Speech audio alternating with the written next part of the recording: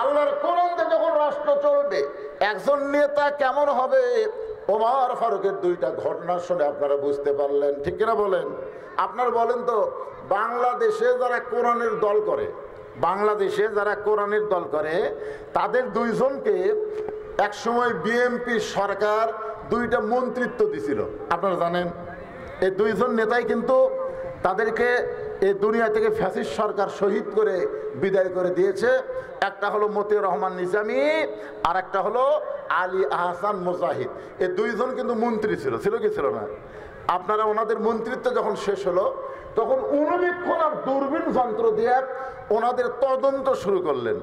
বেগম খালেদা নিজেই বলেছে, এই দুইটা মন্ত্রীর বিরুদ্ধে একটা টাকা আত্মসাৎ করার মতন কোন অভিযোগ আমরা পাইনি। সোনাল্লাহ বলেন না কেন? তখন তো বিএনপি সরকার, তারপরেও দুইজন কোরআনের কর্মীকে মন্ত্রিত্ব দিয়ে বাংলাদেশের সমস্ত মিডিয়ার মাধ্যমে চক্রান্ত করে কিছু করবার চাইছিল, কিন্তু একটা টাকা আত্মসাৎ করার কোনো অভিযোগ তারা পায় নাই। এখান থেকে প্রমাণ হয়ে গেল, এই কোরআন যদি বর্তমানে বাংলাদেশে চলে, এই কোরআনের কর্মীগুলা কেমন হবে। আমি আজকে দেখলাম পুরুষের সাথে সাথে অনেক মা বোনেরা আইছেন। এই মা বোনদেরকে বোঝানোর জন্য একটা নারী কর্মীর কথা বলবো। পুরুষ একজন নেতা, কর্মী হলো একজন নারী। ওমর ফারুক ছদ্মবেশে অর্ধজাহানের খলিফা আল্লাহর কোরআনের কর্মীকে দেখার জন্য ঘুরতেছেন। কোরআনের কর্মীকে, এই কোরআন যারা গ্রহণ করে তাদের চাল চরিত্র ইমানটা কেমন হবে, এইটা দেখার জন্য হযরত ওমর ছদ্মবেশে ঘুরতেছে। হঠাৎ হযরত ওমর দেখতে পায় দুই পাহাড়ের মাঝখানে একটা গিরিপথ। ওই গিরিপথের ভিতরে একটা সুন্দরী মেয়ে ধীর গতিতে হেঁটে হেঁটে আসতেছে। মেয়েটার সামনেও কোনো মানুষ নাই, পিছনেও কোনো মানুষ নাই। মনোযোগ দিয়ে শুনবেন, গিরিপথ আপনারা বোঝেন, দুই দিকে পাহাড়, পাহাড়ের মাঝখানে রাস্তা। ওই রাস্তা দিয়ে একজন সুন্দরী মেয়ে। এখন হয়তো আপনারা বলবেন, হুজুর ওমর ফারুক যে মেয়েটাকে সুন্দরী বলতেছে, এই মেয়েটার চেহারা দেখে কি সুন্দরী বলতেছে নাকি? আল্লাহর কোরআন যখন রাষ্ট্র চলবে, তখন কোন নারীর চেহারা দেখে তাকে সুন্দরী নিরূপণ করা হবে না। মেয়েটা যদি দেখতে কালো হয়, মেয়েটা যদি দেখতে খাটো হয়, এরপরও আল্লাহর আইন পর্দা যদি পুরাপুরি মেনে চলে, আল্লাহর ইসলাম তাদেরকেই কেবল সুন্দরী নারী বলে। আপনারা বলেন তো, কোরআন দিয়ে যখন বাংলাদেশ চলবে, তখন সুন্দরী নারী কারা হবে? যারা বেপর্দা না যারা পর্দা? পর্দানিশী নারী যদি কালো হয়, খাটো হয়, এরপরেও যদি আল্লাহর আইন পর্দা মেনে চলে, আল্লাহর কোরআন তাদেরকেই কেবল সুন্দরী নারী বলে।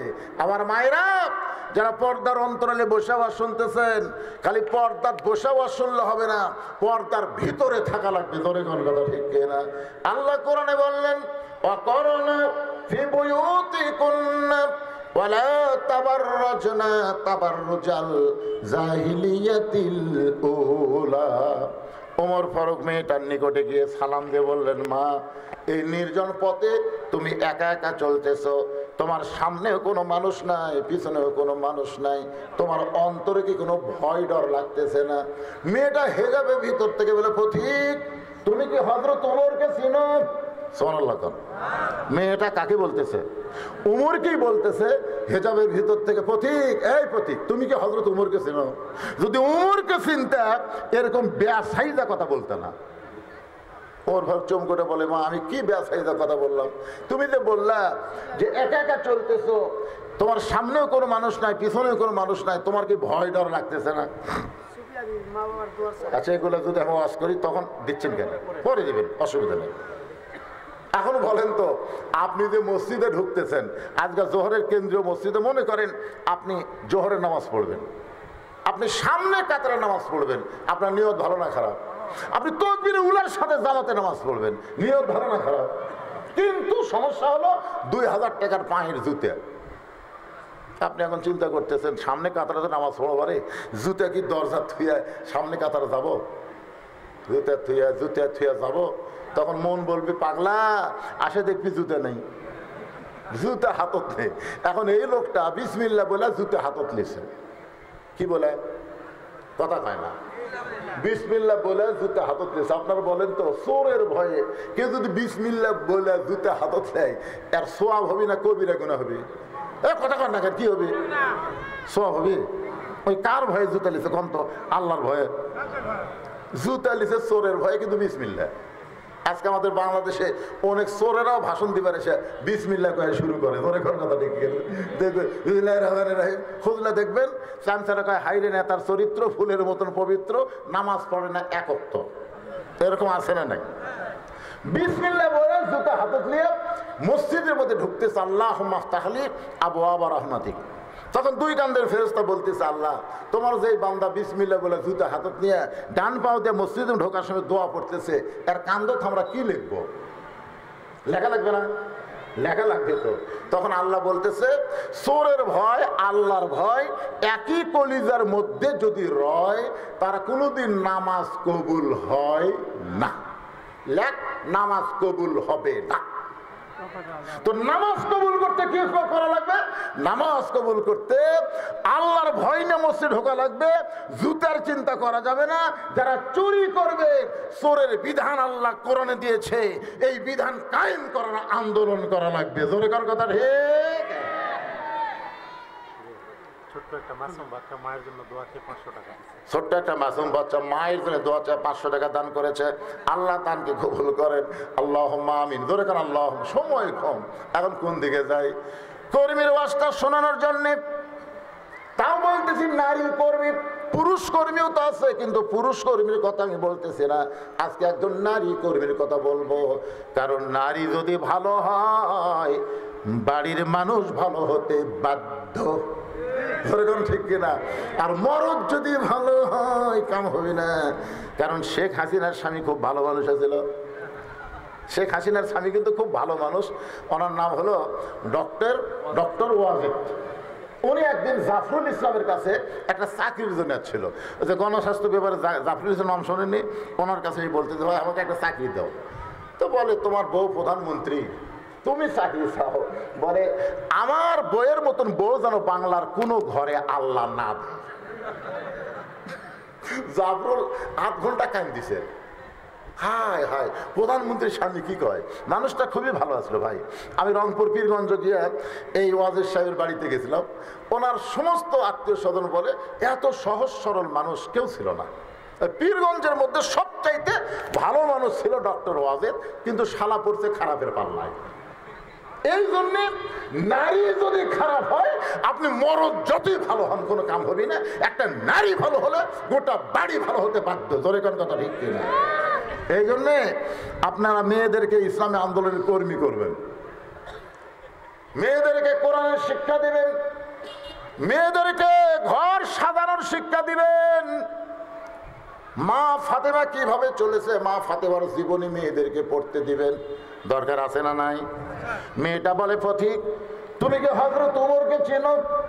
যদি হযরত ওমরকে চিনতা তাহলে এরকম বেয়াসাইদা কথা বলতা না। ওমর ফারুক বললেন, মা আমি কি বেয়াসাইদা কথা বললাম? মেয়েটা বলে পথিক হযরত ওমর যেদিন থেকে আল্লাহর কোরআন দিয়ে রাষ্ট্র চলায়, হযরত ওমর যেদিন থেকে আল্লাহর কোরআন দিয়ে রাষ্ট্র চলায়, সেদিন থেকে পৃথিবীর এক প্রান্ত থেকে আর একটা প্রান্তে একটা মেয়ে মানুষ চলবে। ওই মেয়ে মানুষের কলিজায় আল্লাহ ছাড়া অন্য কারো ভয় থাকবে না।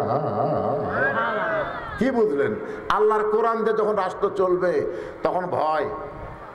সেদিন ষোড়শী নির্জন পথে যাবে, কোনো জন কটু কথা কবে না। পথে আর প্রান্তরে সম্পদের মোহে পড়ে খুন আর জানি হবে না। সবাই বলেন যদি মেনে চলি কোরআন, বলেন যদি মেনে চলি কোরআন আর রাসূলের বিধান, সকলেই শান্তিতে থাকবে। বাংলার আকাশে কলেমার পতাকা যেদিন দুলবে। আপনারা কি চান না এই বাংলার আকাশে একদিন কলেমার পতাকা পথ করে উঠবে? রে বাংলার মুসলমান, মেয়েটা বলে পথিক ওমর যেদিন থেকে কোরআন দিয়ে রাষ্ট্র চলায় সেদিন থেকে পৃথিবীর এক প্রান্ত থেকে আর একটা প্রান্তে একটা মহিলা যাবে, তার কলিজায় আল্লাহর ভয় ছাড়া অন্য কারো ভয় থাকবে না। ওমর ফারুক বললেন, মা তোমার কথা শুনে আমি অত্যন্ত খুশি হইলাম, কিন্তু তুমি যেভাবে চলতেছো তোমার চলন দেখে মনে হচ্ছে তুমি একজন দুঃখী নারী, কারণ ধীর গতি তুমি হাঁটতেছ, তোমার হাঁটা দেখেই মনে হচ্ছে তোমার ভিতরে দুঃখ কাজ করতেছে। মেয়েটা বলে, প্রতীক আসলেই আমি একজন দুঃখী নারী, আজকে 6 দিন হলে হযরত ওমরকে আমি খুঁজে বেড়াই। কয়দিন? আমার দুঃখের কথা বলার জন্যে হযরত ওমরকে আমি খুঁজতেছি 6 দিন হলে। ওমর ফারুক বলে, মা তুমি কি পাগলি হয়ে গেলে নাকি? ওমর হচ্ছে অর্ধ পৃথিবীর খলিফা, ওমরকে যদি পাওয়ার চাও তাহলে গণভবনে যাও, বঙ্গভবনে যাও, সংসদ ভবনে যাও, জায়গা মতো খোঁজ করো। 2 পাহাড়ের মাঝখানে তুমি ওমরকে খুঁজতেছো, তুমি কি পাগলি হয়ে গেছো? মেয়েটা বলে, প্রতীক তুমি জানো না, আল্লাহর কোরআন দিয়ে যখন রাষ্ট্র চলবে তখন নেতা খোঁজা লাগবে না, নেতারাই দুঃখী মানুষকে খুঁজে বেড়াবে। আমার বিশ্বাস, আমি 6 দিন হলো ওমরকে খুঁজতেছি, আর 1-8 দিনের মধ্যে আমি ওমরকে পেয়ে যাবো। সুবহানাল্লাহ। কারণ আল্লাহর কোরআন দিয়ে যখন রাষ্ট্র চলবে তখন নেতা খোঁজা লাগবে না, নেতারাই দুঃখী মানুষকে খুঁজে বেড়াবে। আজকে আমাদের বাংলাদেশে 5 বছর পর পর নেতারা আসে। হাসিনার সময় তো আশায় লাগেনি, আশাও কাম হয়নি, কারণ ভোটই আসল না, দিনের ভোট রাতে হচ্ছে। জোরে কোন কথা ঠিক কিনা? হায় হায় রে, এখন সামনে একটা ভালো নির্বাচন আসতেছে, আশা করা যায়। কারণ যে মরদকে আমরা বসাছি, মরদের নাম জানেন? ইউনুস নবীরে খাইল মাছেতে গিলিয়া, ফেরেশতা পাঠাইলেন আল্লাহ ইসমে আজম দিয়া, দমে দমে সে হরদম পড়ে সে ইসমে আজম, মাছেরই উদর হইতে বাঁচাইলা প্রাণ। একটা মাছ ইউনুস নবীরে গিলা খাইছিল, কিন্তু হজম করার পারেনি। আজকে ভারত বহু চেষ্টা করতেছে বাংলাদেশকে গিলার জন্য, কিন্তু ইউনুসকে দেখাই চিন্তা করতেছে হবে না। এই কিছুদিন আগে মোদী সরকার আমেরিকা গেছিল ডোনাল্ড ট্রাম্পের কাছে, দেখেননি আপনার মিডিয়ার খবর দেখেননি?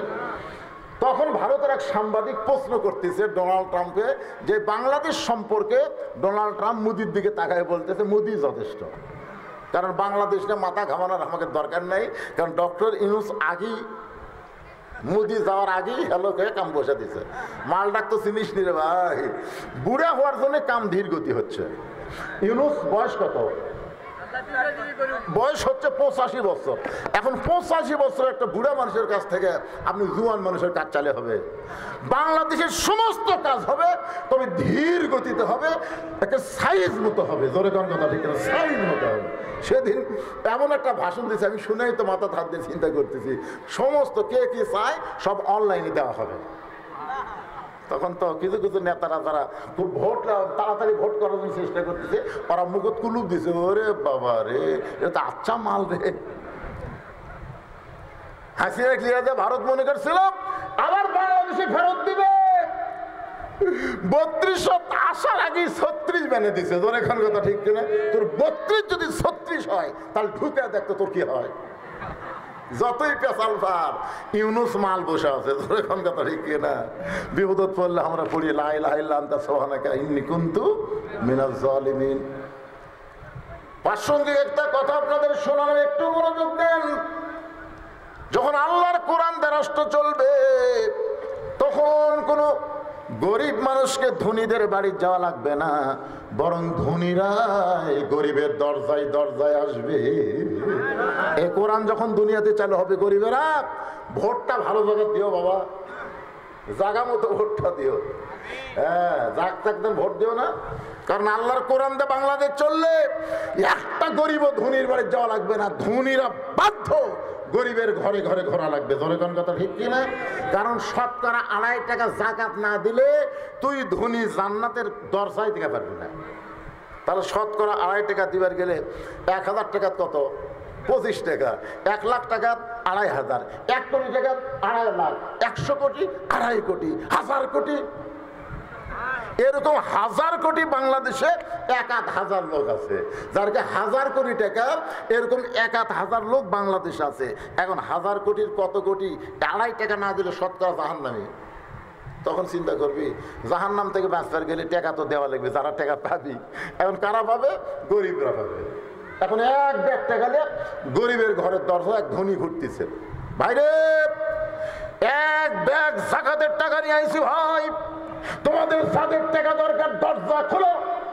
সমস্ত গরিব দরজা বন্ধ করে দেয়, দিয়ে বলতেছি ইয়াকা নাবুদু ওয়া ইয়াকা নাস্তাইন, আল্লাহর গোলামি করি, আল্লাহর কাছে সাহায্য চাই, তোর যাকাতের টাকা আমাকে দরকার নেই।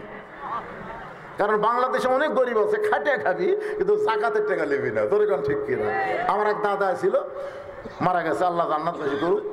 রমজান মাসে বহু লোক এসে আমার দাদাকে দাওয়াত দেয়, মুরব্বী আমাদের বাড়িতে ইফতার। আমার দাদা মুসকে মুসকে হাসার কয়, সারাদিন কষ্ট করে রোজা থেকে তোর বাড়িতে ইফতার করে আমি ছোঁয়া দেবো নাকি? দরকারে পানি দিয়ে ইফতার করবো রে, তোর বাড়ির যাবো না। আমি দাদাকে বলেছিলাম, দাদা কারো বাড়িতে ইফতার করলে সবের কমতে হবে, তুই কয়েকদিন খালি মরবি রে, এত কষ্ট করে রোজা থেকে ওর বাড়ি খাওয়া ইফতার করা লাগবে, আমি পানি দিয়ে ইফতার করবো, অসুবিধা আছে? কোনো বাড়িতে আমার দাদাকে রোজার মাসে ইফতার করানো যায়নি। কি বুঝ? তখন গরিবের এমন একটা বুঝ হবে, দরকার হলে না খেয়ে থাকবো কিন্তু জাকাত মানে ময়লার টাকা আমরা নিব না। অনেকে মনে করে জাকাত মানে মালের ময়লা, তো ময়লা আমি খামো করে, যে দরজার যায় একই কায়দা, কেউ খোলে না। ওই এখন কান্দের গায়ে আল্লাহ, কোরআনটা যখন রাষ্ট্র চলবে তখন ধনী না হয়ে গরিব হয় ভালো। এই যে 7টা দিন হলে এক ব্যাগ টাকা নিয়ে ঘুরতেছি, কি যে বিপদত পড়ছে আল্লাহ, টাকা না দিলে আমি আবার জাহান্নামে যাবো, কিন্তু লিখছে না কেউ।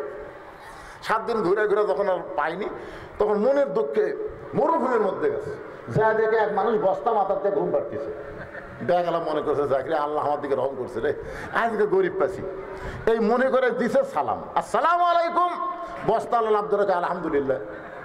দেখা গেল ভাইরে সালাম দিছি, ভাইরে ওয়ালাইকুম সালাম না বলে আলহামদুলিল্লাহ বলিস কেন? বলে এক বস্তা টেকালে 15 দিন ঘুরতেছি ভাই, একটা গরিব পাইনি ভাই। তো গরিব মনে করে আল্লাহ শুকুর আদায় করছি, আমি ঘুরি 7 দিন, তুই ঘুরিস 15 দিন, গরিব। শোনেন, সুদের অর্থনীতিকে কবর দিয়া যাকাত ভিত্তিক আল্লাহর কোরআনের অর্থনীতি যদি বাংলার জমিনে চালু হয়, এই বাংলাদেশে কোনো গজবের দরজা খোলা থাকবে না, রহমত বরকতের দরজা আল্লাহ খুলে দিবে। জোরে কোন কথা ঠিক? ওরা বলতেছে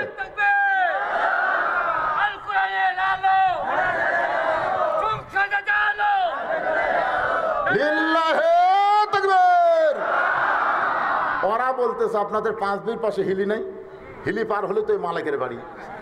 ওই মালেরা বলে চিনি বন্ধ করে দিলাম, লবণ বন্ধ করে দেব, পেঁয়াজ বন্ধ করে দেব, আলু বন্ধ করে দেব, আর ইউনুসকে নিয়ে থাক। হাসিনা না হাসিনা এলে সব বন্ধ করে দিবে।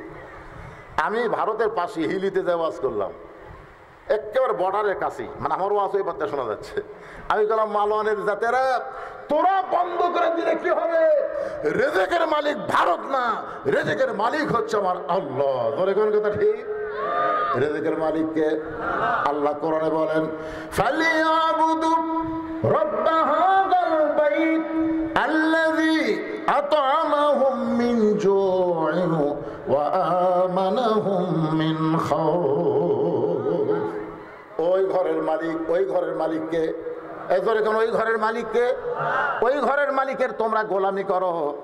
যতগুলা গোলামি, তার মধ্যে 1 নম্বর হলো নামাজ। জোরে বলেন 1 নম্বর কি? আপনারা বলেন তো। আমি বক্তা, আমার ওয়াজের বয়স প্রায় 43 বছর হলো, শুধু ওয়াজের বয়স হলো 43। এত বছর ওয়াজ করতেছি, অনেকেই মন খারাপ করে বলে হুজুর ওয়াজ করে কোনো ইসলামের লাভ হচ্ছে না, যতই ওয়াজ করতেছেন মানুষ দিন দিন ততই খারাপ হচ্ছে। আমিও কিন্তু আসল খবর জানি, ওয়াজ দিয়ে নবীও লাভ করতে পারে নাই। 13 বছর নবী মক্কায় ওয়াজ করেছেন, কিন্তু তেমন মুসলমান করতে পারেন নাই। যারা ঈমান গ্রহণ করছে তাদেরকেও কাফের আবার হত্যা করেছে। ধরে কোন কথা ঠিক কি না? এক সময় নবী বলেন, আল্লাহ নবুয়তের 10ম বৎসরে আপনি আমাকে নামাজ দিলেন 5 ওয়াক্ত, আর আপনি ঘোষণা করলেন আকিমুস সালাত, নামাজকে কায়েম করো। কিন্তু আল্লাহ 3টা বছর হয়ে গেল, এখন পর্যন্ত মক্কায় আমি নবী নামাজ কায়েম করতে পারলাম না, তাহলে আপনি কায়েমের কথা বললেন আর আমরা চোরের মতন চুপি চুপি নামাজ পড়তেছি, এইভাবে কি নামাজ কায়েম হয়? রাসূল বলেন আল্লাহ আল্লাহ বলেন রাসূল, মক্কায় আপনি হলেন ইমাম, আবু জেহেল হচ্ছে নেতা। আপনার মতন ভালো মানুষ যতদিন ইমাম থাকবে আর আবু জেহেলের মতন খারাপ মানুষ যতদিন নেতা থাকবে, ওই দেশে কোনোদিন নামাজ কায়েম করা যাবে না। নামাজ যদি কায়েম করতে চান তাহলে ইমাম যেমন ভালো হবে, নেতাকেও তেমন ভালো হওয়া লাগবে। আমাদের বাংলাদেশে ইমামগুলো সব ভালো আর নেতাগুলো সব আবু জেহেল মার্কা হলো, তাহলে নামাজ কিন্তু কায়েম করা যাবে না। নামাজ কায়েম করতে গেলে ইমামের সাথে সাথে নেতাকেও ভালো হওয়া লাগবে। রাসূল বলে আল্লাহ, তাহলে সেই নেতা কবে হবে? আল্লাহ বলেন হাবিব, দরকার হলে জায়গা পরিবর্তন করা লাগবে, দরকার হলে প্রয়োজন পড়লে জায়গা পরিবর্তন করা লাগবে। হয়তো মক্কা থেকে সঠিক নেতৃত্ব দেওয়ার জন্য আপনাকে মদিনায় হিজরত করা লাগতে পারে। নবী আমার 13 বছর বয়স, 13 বছর নবুয়তের 13 বছর বয়সে নবী আমার হিজরত করলেন মদিনায়। মদিনায় আসার পরে আল্লাহ নবী সর্বপ্রথম একটা মসজিদ বানালেন, সে মসজিদের নাম হলো মসজিদে কুবা। আল্লাহ বললেন আল্লাযীনা ইম্মাক্কানাহুম ফিল আরদ, মুসলমানের মধ্যে কাউকে যখন ক্ষমতার চেয়ার দেওয়া হবে তার 1 নম্বর দায়িত্ব হলো আকামুস সালাত, নামাজকে কায়েম করা। নামাজ যখন কায়েম করবেন ওই ঘরের মালিকের গোলামি হয়ে যাবে, আর ওই ঘরের মালিকের গোলামি করার সঙ্গে সঙ্গে আল্লাহ তাআলা 2টা পুরস্কার আমাদেরকে দিবে। 1 নম্বর পুরস্কার হলো রিজিকের কোনো পেরেশানি থাকবে না, সমস্ত রিজিক দিয়ে আল্লাহ আমাদের দুনিয়াকে ভরপুর করে দিবে। ধরে গণ সুবহানাল্লাহ। ক্ষুধা দারিদ্র থাকবে না, ক্ষুধাও থাকবে না, দারিদ্রও থাকবে না। আর 2 নম্বর পুরস্কার হলো ওয়া আমানাহুম মিন খাউফ, যাবতীয় ভয় ভীতি থেকে আল্লাহ তাআলা পুরাপুরি নিরাপত্তা দিয়ে দিবে। ভারত হয়তো মাঝে মধ্যে বলবে তোমাদের পলানোর কোনো জায়গা নাই। কিছুদিন আগে একজন বলেছিল ভারত ইচ্ছা করলে বাংলাদেশকে ধরতে পারে, 15 দিনের মধ্যে বাংলাদেশ দখল করে নিবে। বাংলার মুসলমান পলানোর কোনো রাস্তা পাবে না। 3 দিকে হলো ভারত, একদিকে বঙ্গোপসাগর, এরকম কথা বলে হুমকি দেয়। কিন্তু আমরা বলবো আমানাহুম মিন খাউফ, আমরা আল্লাহর গোলামি করার কারণে আমাদের কলিজার মধ্যে আল্লাহ ছাড়া অন্য কারো ভয়। মার, কি মারবি? বম মারবি? মার। আমাদের জাতির ভিতর খবর জানি না খেলে নমরুদ আগুন জ্বলাইছে, এত কষ্ট করে নমরুদ দাউ দাউ করে আগুন জ্বলাইছে। সে আগুন যদি আমাদের জাতির পিতার জন্য আল্লাহ শান্তির বাগান করে দেওয়ার পারে, তোদের অ্যাটম বোমাও আল্লাহ তাআলা বাংলার মাটির জন্য মিষ্টি তরমুজও বানাবার পারে। কথা বলেন, পারে কি পারে না? আমাদের জাতির পিতাকে যখন জিবরাইল বলতেছে ইব্রাহিম নিচের দিকে তাকা দেখাতো, যে হারে দাউ দাউ করে আগুন জ্বলতেছে, খালি রশি ধরা টান মারবি আর আগুনের মধ্যে পোড়াই পুড়ে যাবেন। ইব্রাহিম নবী মুসকি মুসকি হাসে। জিবরাইল বলে হাসেন কেন? বলে হাসার কারণ হলো তোমার কথা শোনা। যেরকম মতিউর রহমান নিজেকে উকিল বলতেছে, যদি আপনি চান তাহলে রাষ্ট্রপতির কাছে দরখাস্ত লাগেন, রাষ্ট্রপতি যদি দয়া করে আপনাকে মাফ করে ফাঁসির দণ্ড মৌকুফ হয়ে যাবে। মতিউর রহমান নিজে খালি মুসকি মুসকি হাসে। উকিল বলে স্যার হাসেন কেন? বলে হাসার কারণ হলো তোমার কথা শোনা। তুমি বলতেছো রাষ্ট্রপতির কাছে দরখাস্ত লিখতে। আরে পাগলা, স্বাধীনতার পরে আমি 3টা রহমানকে ক্ষমতার থাকা অবস্থায় মরা দেখছি। 3টা রহমান। কয়টা রহমান? একটা হলো শেখ মুজিবুর রহমান, একটা হলো জিয়াউর রহমান, একটা হলো জিল্লুর। তো যারা প্রেসিডেন্ট থাকা অবস্থায় নিজেরাই মরে যায়, একজন ইমানদার ইমাম থাকা অবস্থায় তাদের কাছে জীবন ভিক্ষা চাবে না, কারণ তারা নিজেই মরে, তার কাছে জীবন ভিক্ষা কেউ চায়? তখন উকিল বলতেছে এই গোয়ার্কের কারণেই তো আপনার ফাঁসি হবে। মতিউর রহমান নিজামী মুসকি মুসকি হাসার বলে ওয়ালা তাকুলু লিমান ইউকতালু ফি সাবিলিল্লাহি আমওয়াতুন বাল আহইয়াউ ওয়ালাকিন লা তাশউরুন। কি বুঝলেন এই আয়াতের অর্থ? কি বুঝলেন? ফাঁসি হবে। ধরে গান ফাঁসি হবে।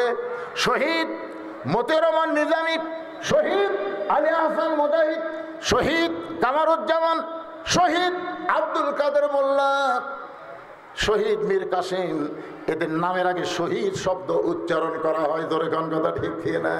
আর শহীদেরা মরে না, শহীদদেরকে আল্লাহ কিয়ামত পর্যন্ত অমর করে রাখে। সুবহানাল্লাহ কবেন না ভাইজান? একটু মনোযোগ দিয়ে শোনেন। মেয়েটা বলে পথিক 6 দিন হলো আমি উমরকে খুঁজতেছি, আর 1 দিনের মধ্যেই যদি উমরকে না পায় তাহলে আসল জাকাত বিচার দিব। কয় জাকাত? বেশি জাকাত দরকার নেই তো। কি জজ কোর্ট, হাইকোর্ট, সুপ্রিম কোর্ট, অত কোর্ট কিরে? এক কোর্ট। আমাদের কয় কোর্ট? আরো জোরে বলেন কয় কোর্ট? বেশি ভেজাল করিস না, জাগা মতো কিন্তু বিচার দেব। হায় হায়, তোর বিচার আল্লাহ করবি রে। মেয়েটা যেই মাত্র কইছে 6 দিন হলো ওমরকে খুঁজতেছি, আর 1-8 দিনের মধ্যে যদি না পাই তাহলে আসল জায়গায় বিচার দিব। ওমর ফারুক হাঁটু গেড়ে বসে মেয়েটার সামনে বললেন, মা আসল জায়গায় বিচার দিও না, আমি হলাম ওমর। মেয়েটা বলতেছে, আমার ইমান বিজয় হয়েছে। আমি মনে করছিলাম 7 দিনের মধ্যেই পাবো, কিন্তু 6 দিনের মধ্যেই পাইলাম। তো চোরের মতন একা একা ঘুরতেছেন, আপনার চামচা নাই। দেখেন দেখেন কর্মীর কথা দেখেন। একটা কর্মী, আপনি অর্ধ পৃথিবীর খলিফা, একলা একলা ঘুরতেছেন, আপনার চামচা নাই। আপনার বলেন তো, চামচা পালবার গেলে টাকার দরকার আছে না নাই? ওমর ফারুকের কি খুবই টাকা? খুবই টাকা হলে লম্বা জুব্বাত লোকমা খালো কেন? আজকে আমাদের নেতাকে চামচা আছে না নাই? বালতি দিয়ে চাউল দেয়, তো বালতিতে চেয়ারম্যান চাউল দিছে, গরিব মাপা থেকে 8 সের, লেখা কাগজ আছে 10 কেজি, মাপা হচ্ছে 8 সের। মনে মনে চিন্তা করে খেলি, দাড়ি পাল্লা কুটি গেল। দাড়ি পাল্লা যে হাইকোর্ট থেকে বাতিল করে দিয়েছে, বুঝছেন না? দাড়ি পাল্লা হাইকোর্ট থেকে বাতিল, এখন বালতি দিয়ে চৌকিদারক দাগ দিয়ে দিয়েছে, দাগ পর্যন্ত চাউল দিব, দাগ পর্যন্ত আসে দেয়, মাপা হচ্ছে 8 সের। সব গরিব 8 সেরই নিয়ে যায়, কিন্তু ওর আবার মনের মধ্যে একটু জিত, লোক মাধ্যম দেখি তো, লোক মাধ্যম। তুই আস্তে আস্তে এই ব্যাগ নিয়ে এসে চেয়ারম্যানকে বলতে, চেয়ারম্যান সাহেব লেখা আছে 10 সের, 10 কেজি, আর আপনি দিচ্ছেন 8 সের। তখন চেয়ারম্যান কয়, এর নাম কাটে দে। যেই কথা নাম কাটে দে, জোহাত করে কয়, আমি লোক মার দেবো না, যা দিচ্ছেন তাই দেন। চেয়ারম্যান কয়, পাগলা, তোর কাছ থেকে 2 কেজি না কাটলে এই চামচা পারবো কি দিয়ে রে? আজকে যেই নেতার পিছনে যত বেশি চামচা দেখবেন, বুঝবেন ওই নেতা তত সরকারি মাল আত্মসাৎ করে। ধরে কথা কন না কেন? একটা নেতা ছিল না, কথাই কথায় খেলা হবে খেলা হবে, এর এত চামচা, মঞ্চ তুললে মঞ্চ পর্যন্ত ভেঙে যায়। ধরে কোন কথা ঠিক কি না? একটু মনোযোগ দিয়ে খেয়াল করবেন। আপনি একা একা ঘুরতেছেন, আপনার কি কোনো চামচা নাই? সঙ্গে সঙ্গে ওমর ফারুক আল্লাহর কোরআন থেকে তেলাওয়াত করতেছেন, ইন্নামাল মুমিনুনা আল্লাযীনা ইযা যুকিরাল্লাহু ওয়াজিলাত কুলুবুহুম ওয়া ইযা তুলিয়াত আলাইহিম আয়াতুহু জাদাতুহুম ঈমানা ওয়া আলা রাব্বিহিম